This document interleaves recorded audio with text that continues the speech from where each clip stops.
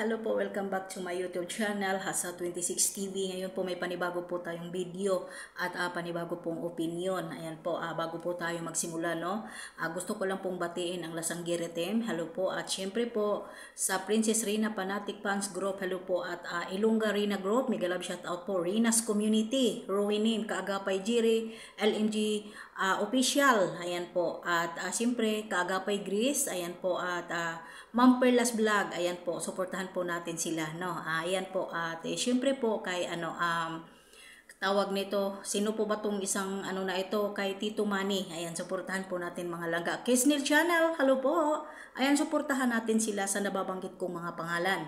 Ayan po, nandito po kasi ay mayroon po akong napapanood na live.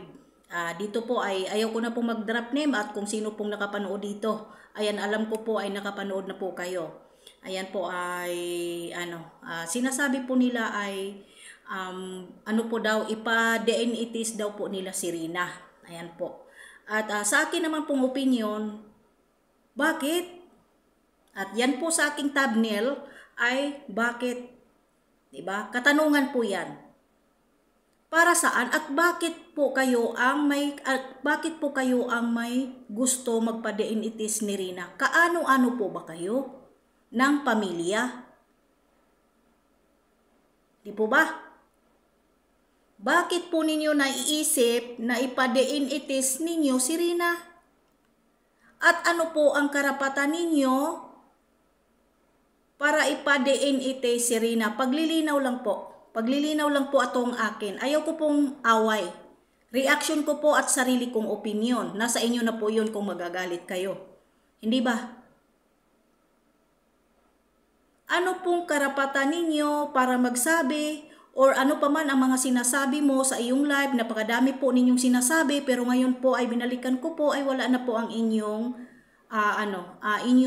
video or upload din sa inyong channel. Binalikan ko po yon. Bakit? Para saan? Kayo po ay nagbibigay ng nagbibigay po kayo ng anong tawag nito? Kayo po ay nagbibigay ng motibo para mabas po si Melanie at sirain ang pagkatao ni Nanay Melanie. Hindi po ba? Ganon yun eh. Ganon yun. Ganon kasimple po yun. Porkit po ba nasa tingin po ninyo ay walang kakayahan si Nanay Melanie? At ang tingin po ninyo ay napakahirap po ni Nanay Melanie. Kaya po kayo humantong sa pa-DNA test ninyo ang bata. Wala po kayong karapatan doon, pwede po kayong mabaliktad dyan. Kung talagang ipa-DNA test ninyo si Rina, pwede po kayong ireklamo ng pamilya. Kasi po hindi po ninyo kaano-ano. Tapos nagsasalita po kayo dito sa social media na ipa-DNA test ninyo. Ano po ba sa palagay ninyo, hindi anak ni Nanay Melanie si Rina? Ano po ba ang gusto ninyong proof na anak ni Ate Melanie si Rina? Di po ba? Di ba nakita natin at simula? At wag na po natin sana.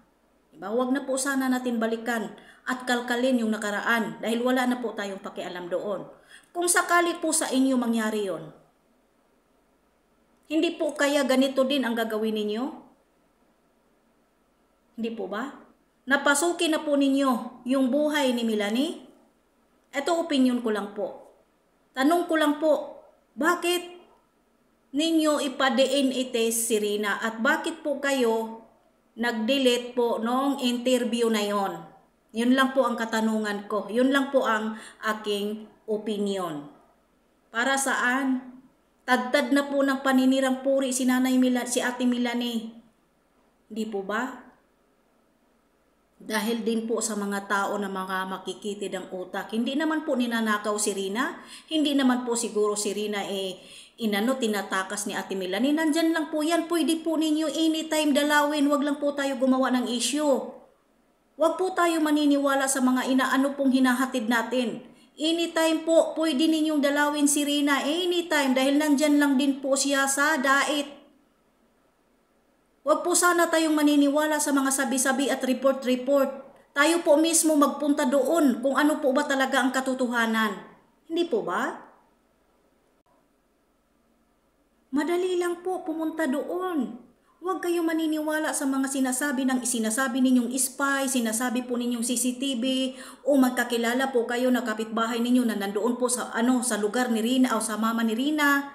Bakit hindi po ninyo surprisahin para maniwala po kayo? Yung parang hindi kayo nagpapaalam, na parang surpresa lang nagpunta doon para mapapatunayan po ninyo talaga na talagang totoo po ba ang sinasabi at sinusumbong sa inyo na si Rina dugyot at walang bihis, walang ligo, at kahit saan na lang daw po pumupunta si Rina at ang mukha ni Rina ay haggard at ano-ano pa ang binabato ninyo kay Nanay Melanie. Bakit hindi na lang po ninyo puntahan? Dahil pagkakataon na po ninyo yun, dahil nandyan lang po sa dait si Rina at kayo po ay nandyan lang din po sa dait. Bakit po kayo nandito sa social media ang mga nirereklamo ninyo? Katulad ko, kung ako lang nasa dait, pupuntahan ko po, kung tatanungin ko kung totoo at surprisahin ko po kung gaano katotoo. Pero wala nandito ako sa ibang bansa. Diba? Gagastusan ko po talaga ng pagpunta doon para alamin ko kung gaano katotoo ang binintang nila sa'yo at kay Melanie. Hindi ba? Hindi po ba tama ang sinasabi ko? Nandyan lang kayo sa dait. Tapos kung ano-ano ang binabato ninyo kay Nanay Melanie, huwag na natin balikan ang nakaraan. Tapos na yun, yung ngayon. Yung ngayon, at wala din po tayong karapatan na kalkalin. At yung pagsabi po ninyo na idiin iti si Rina, wala po kayong karapatan. At kung pipilitin ninyo yan, kayo po ay, ewan ko lang, alam nyo na po.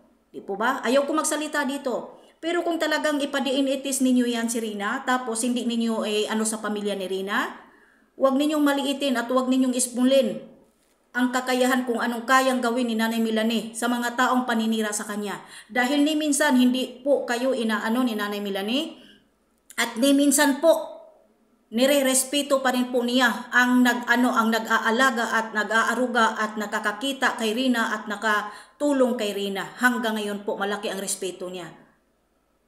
Pero wag naman po sana ninyo na darating po ang point na ay yung minamaliit at inaapak-apakan ninyo ngayon may kakayahan po kung ano po ang mga mangyayari. Kasi sobra na po ang mga panglalait kay Nanay Melanie sa totoo lang. Pati pagkatao na niya kinakalkal na. Yan lang po ang aking reaction. Di po ba mga langga? Yan lang po. Yan lang po talaga. Dahil lahat po tayo dito ay hindi mga perpektong tao. Pero yung sinasabing ipadiin itis, wrong move po yan. Sa totoo lang.